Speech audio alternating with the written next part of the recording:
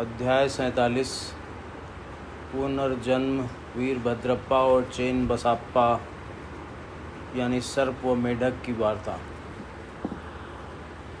गत अध्याय में बाबा द्वारा बताई गई 2 बकरों के पूर्व जन्मों की वार्ता थी। इस अध्याय में कुछ और भी पूर्व जन्मों की स्मृतियों का वर्णन किया जाता है। प्रस्तुत कथा वीरभद्रप्पा और चेन बसप्पा के संबंध में है। प्रस्तावना। हे त्रिगुणातीत ज्ञानावतार श्री साईं, तुम्हारी मूर्ति कितनी भव्य और सुंदर है। हे अंतर्यामिन, तुम्हारे श्रीमुख की आभा धन्य है। उसका क्षण मात्र भी अवलोकन करने से पूर्व जन्मों के समस्त दुखों का नाश होकर सुख का द्वार खुल जाता है। परंतु हे मेरे प्यारे श्री साईं, यदि तुम अपने स्वभाववश ही कुछ कृपा कटाक्ष करो तभी इसकी कुछ आशा हो सकती है।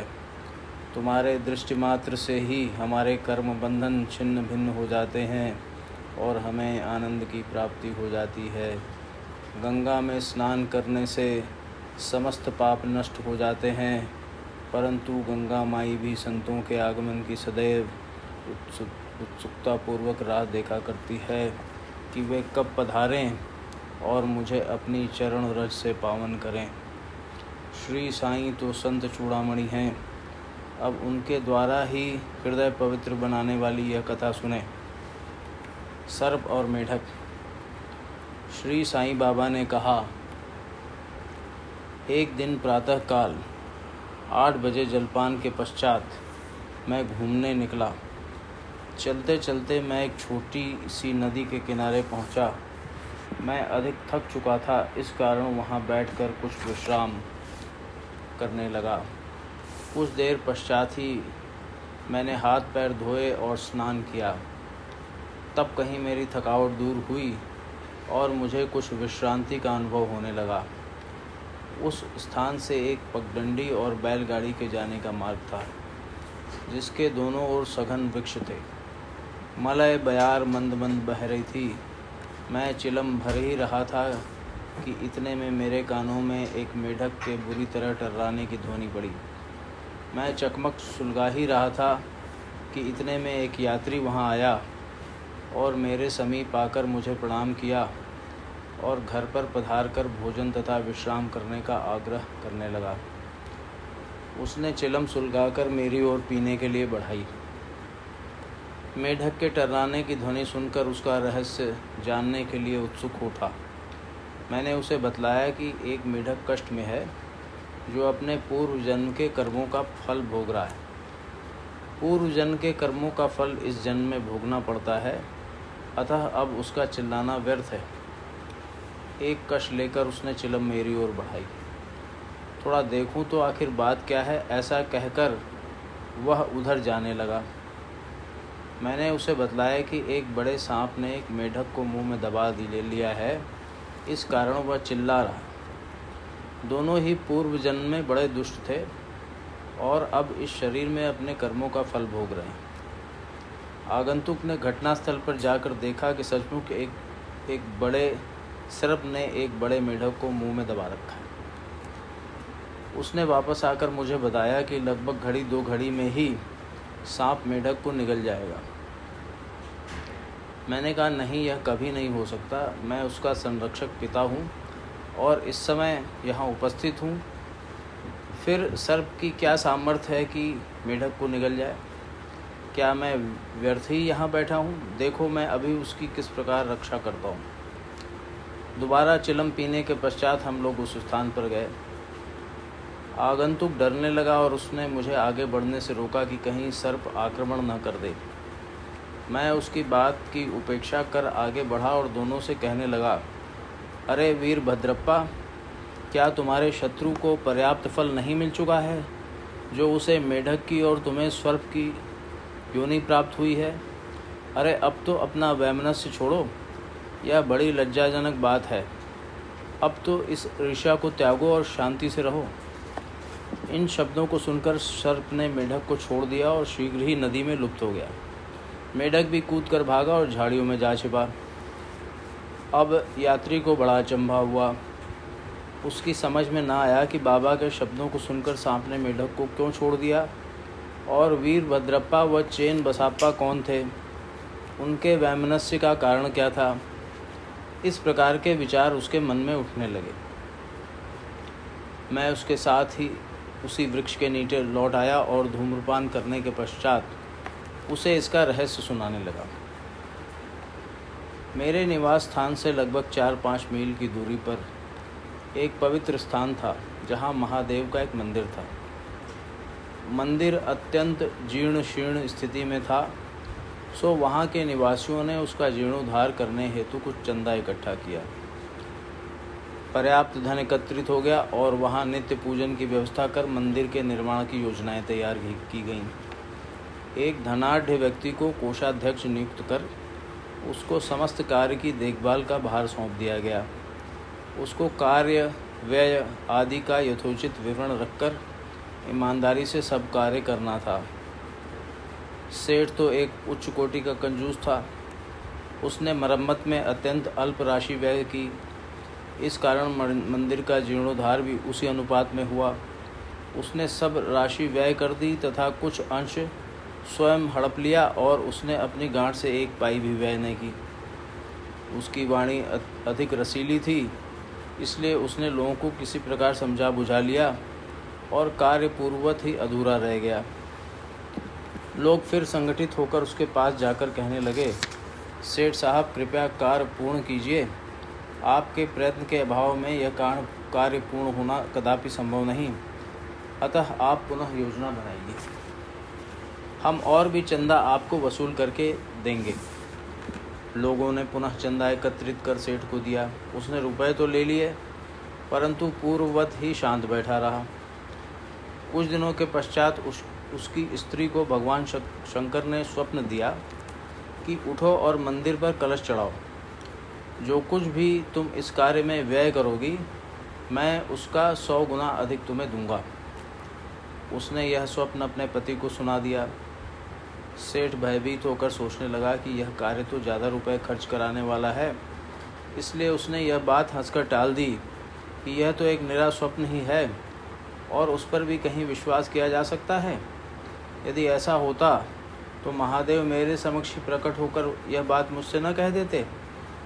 मैं क्या तुमसे अधिक दूर था। यह स्वप्न शुभदायक नहीं, यह तो पति पत्नी के संबंध बिगाड़ने वाला है, इसलिए तुम बिल्कुल शांत रहो। भगवान को ऐसे द्रव्य की आवश्यकता ही कहाँ जो दानियों की इच्छा के विरुद्ध एकत्र किया गया हो। वे तो सदैव प्रेम के भूखे हैं तथा प्रेम और भक्तिपूर्ण दिए गए एक तुच्छ तांबे का सिक्का भी सहर्ष स्वीकार करते हैं। महादेव ने पुनः सेठानी को स्वप्न में कह दिया कि तुम अपने पति की व्यर्थ बातों और उसके पास संचित धन की ओर ध्यान न दो और न उससे मंदिर बनवाने के लिए आग्रह करो। मैं तो तुम्हारे प्रेम और भक्ति का ही भूखा हूँ। जो कुछ तुम्हारी व्यय करने की इच्छा हो सो अपने पास से करो। उसने अपने पति से विचार विनिमय करके अपने पिता से प्राप्त आभूषणों को विक्रय करने का निश्चय किया। तब कृपण सेठ अशांत हो उठा। इस बार उसने भगवान को भी धोखा देने की ठान ली। उसने कौड़ी मोल केवल 1000 रुपयों में ही अपने पत्नी के समस्त आभूषण स्वयं खरीद डाले और एक बंजर भूमि का भाग मंदिर के निमित्त लगा दिया, जिसे उसकी पत्नी ने भी चुपचाप स्वीकार कर लिया। सेठ ने जो भूमि दी वह उसकी स्वयं की न थी, वरन एक निर्धन स्त्री दुबकी की थी, जो इसके यहाँ से 200 रुपये में गिरवी रखी हुई थी। दीर्घ काल तक वह ऋण चुकाकर उसे वापस न ले सकी, इसलिए उस धूर्त कृपण ने अपनी स्त्री दुबकी और भगवान को धोखा दे दिया। भूमि पथरीली होने के कारण उसमें उत्तम ऋतु में भी कोई पैदावार न होती थी। इस प्रकार यह लेन देन समाप्त हुआ। भूमि उस मंदिर के पुजारी को दे दी गई, जो उसे पाकर बहुत प्रसन्न हुआ। कुछ समय के पश्चात एक विचित्र घटना हुई। एक दिन बहुत जोरों से झंझावात आया और अति वृष्टि हुई। उस कृपण के घर पर बिजली गिरी और फलस्वरूप पति पत्नी दोनों की मृत्यु हो गई। दुबकी ने भी अंतिम श्वास छोड़ दी। अगले जन्म में वह कृपण मथुरा के ब्राह्मण कुल में उत्पन्न हुआ और उसका नाम वीरभद्रप्पा रखा गया। उसकी धर्मपत्नी उस मंदिर के पुजारी के घर कन्या होकर उत्पन्न हुई और उसका नाम गौरी रखा गया। दुबकी पुरुष बनकर मंदिर के गुरव यानी सेवक वंश में पैदा हुई और उसका नाम चेन बसाप्पा रखा गया। पुजारी मेरा मित्र था और बहुधा मेरे पास आता जाता, वार्तालाप करता और मेरे साथ चिलम पिया करता था। उसकी पुत्री गौरी भी मेरी भक्त थी। वह दिनों दिन सयानी होती जा रही थी, जिससे उसका पिता भी उसके हाथ पीले करने की चिंता में रहता था। मैंने उसे कहा कि चिंता की कोई आवश्यकता नहीं, वर स्वयं तुम्हारे घर लड़की की खोज में आ जाएगा। कुछ दिनों पश्चात ही उसी की जाति का वीरभद्रप्पा नामक एक युवक भिक्षा मांगते मांगते उसके घर पहुंचा। मेरी सम्मति से गौरी का विवाह उसके साथ संपन्न हो गया। पहले तो वह मेरा भक्त था, किंतु अब वह कृतघ्न बन गया। इस नूतन जन्म में भी उसकी धन तृष्णा नष्ट न हुई। उसने मुझसे कोई उद्योग धंधा सुझाने को कहा, क्योंकि इस समय वह वैवाहिक जीवन व्यतीत कर रहा था। तभी एक विचित्र घटना हुई।